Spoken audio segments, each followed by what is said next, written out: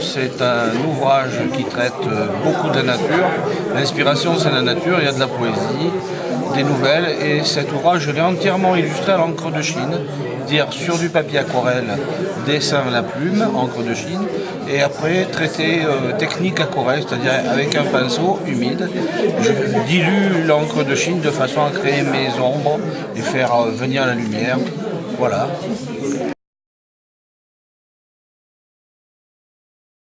Alain Bernard, oui. Vous écrivez. Ouais, j'essaie, en fait, c'est pas toujours simple. Vous avez toujours écrit dans les journaux. Maintenant, ce sont des livres. Eh bien oui, on essaye, oui, on essaye. Mais en fait, le livre a une valeur intemporelle. Je me dis que dans 3000 ans, on retrouvera peut-être mes petites pensées. Ce sont des vérités éternelles, c'est particulièrement flatteur. Bon, si c'est des bêtises, c'est embêtant.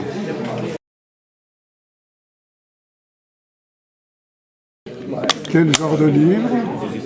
Des livres sur le Périgord, avec mon malheureux coéquipier qui tire la langue sous son canotier. Voilà. Un bouquin sur le Périgord, on a écrit pas mal sur la gastronomie, sur la cuisine. Un bouquin d'histoire locale, quelque chose comme ça.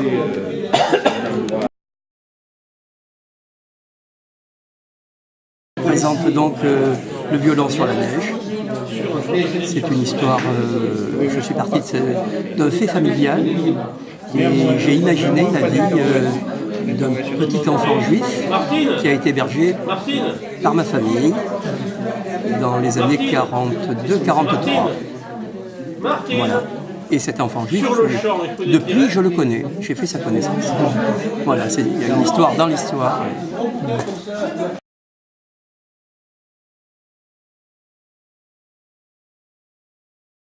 Alors, parmi les nouveaux livres, le dernier qui est paru, naturellement, c'est le livre, la biographie d'Yves Guéna, qui s'appelle Yves Guéna, le parcours d'un gaulliste historique. C'est un ouvrage qui est paru il y a à peine un mois et qui raconte la vie publique et privée d'Yves Guéna, un destin vraiment sortant hors du commun, puisque breton d'origine, parti à Londres alors qu'il n'avait pas 18 ans encore pour rejoindre le général de Gaulle, ensuite les campagnes en Afrique du Nord, puis en Normandie, puis jusqu'en Allemagne, et ensuite haut fonctionnaire, puisqu'il a été de la première promotion de l'ENA, et il poursuit sa carrière avec les élections, se présentant en Périgord, tout simplement parce que la famille de sa femme était propriétaire du château de Chantérac en Périgord. Et ensuite, il a eu la carrière que l'on connaît, maire de Périgueux pendant 28 ans, député, ministre à plusieurs reprises. Ce que les gens ne savent pas, c'est qu'on lui doit plusieurs choses. Par exemple, l'aéroport Charles de Gaulle, c'est lui qui a donné le nom. Donc c'est assez étonnant. Et puis il y a encore d'autres faits. Puis, tout ce que le Périgord ça, l'imprimerie du timbre Boulazac, c'est Yves Guéna qui l'a amené alors qu'il était ministre des PTT. Puis ensuite il a été sénateur et il a poursuivi une carrière encore étonnante. C'est-à-dire qu'il a été nommé au Conseil constitutionnel, donc il est devenu président, et puis ensuite président de l'Institut du monde arabe. À 90 ans, 70 ans de vie publique, aucun homme politique, autonome, public de France n'a eu une telle carrière, et c'est ce que je veux retracer dans cet ouvrage, en racontant non seulement, je dis, la vie publique, mais également la vie privée de ce personnage, qui est assez étonnante, parce que la famille de son épouse, Oriane de la Bourdonnais, est tout à fait étonnante, et c'est une vie vraiment sortant de l'ordinaire, et que j'encourage tout le monde à découvrir dans cet ouvrage.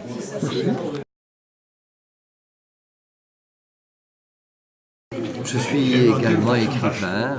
Oui, j'ai pas écrit toute ma vie, quoique j'étais publicitaire. Donc un publicitaire, c'est quand même quelqu'un qui joue avec les mots.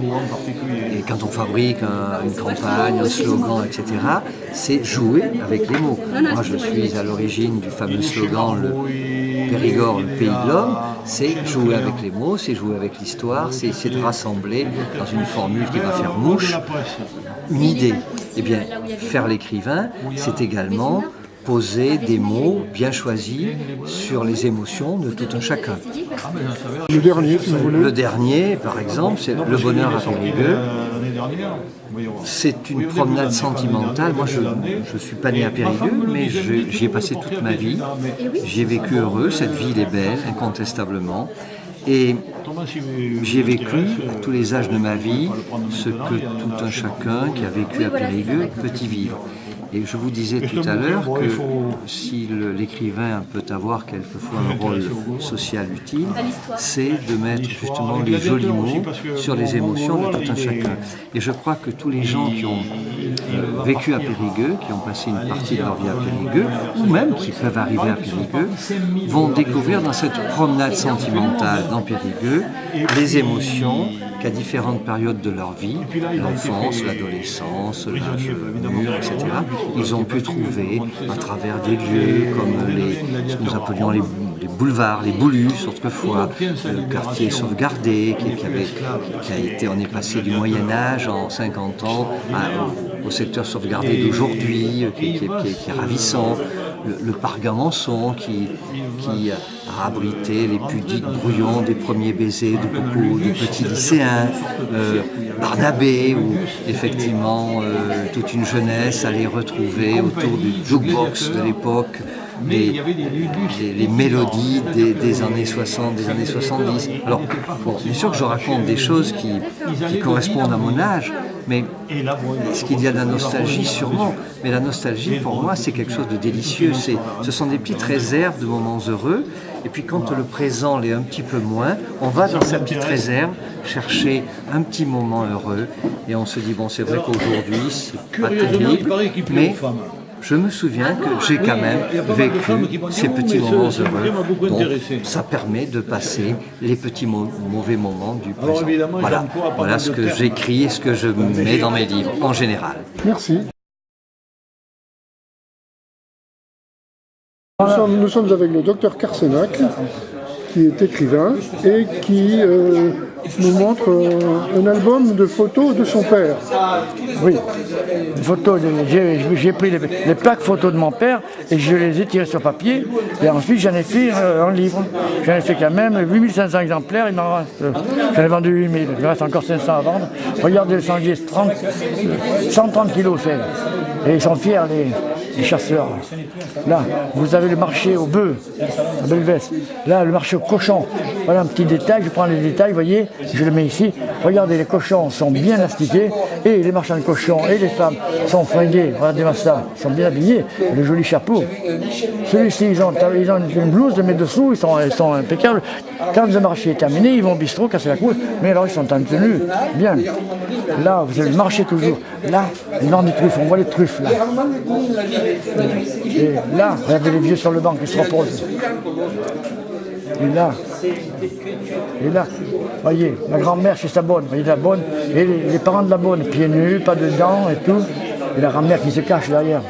La bonne, elle est déjà appris à se fringuer, à se peigner. Ici, c'est le magasin de mon grand-père, avec voilà, les deux daracs, les deux premières daracs du département. Voici les casseuses de noix, les trieuses de noix là, elles trient les noix. Et cette dame là leur apporte des noix cassées. Les noix cassées, les voici cassées. Elle casse les noix, vous voyez, on dirait un Rembrandt. Là voici la dame.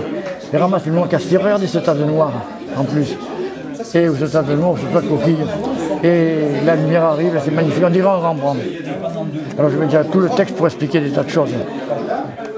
Là, il faudrait raconter l'histoire de ce que transporte cet individu, mais c'est trop long. Là, il allait. C'est M. Carsenac qui nous présente son livre, Les 100 km de Belvès, dont il est le créateur. Je suis le créateur de 100 km et il continue. Ça fait 30, il y a 37 éditions, 30 depuis la création. Et il y aura le championnat d'Europe en juin prochain, au mois d'avril prochain, ça sera le championnat d'Europe des 100 km. Avant d'avoir le championnat du monde, on fait ça. Le championnat d'Europe, ça c'est. Alors là, je raconte toute l'histoire des gens, des bagnards de la route qui se traînent en 20 heures ou 24 heures pour faire les 100 km. Les champions, c'est pas intéressant, mais ceux qui traînent, il leur arrive des aventures à n'en plus finir. Il faut les arrêter d'écouter parler. Ils m'ont raconté leurs histoires, je leur ai écrites, il n'y a rien changé. C'est tellement magnifique, leur histoire.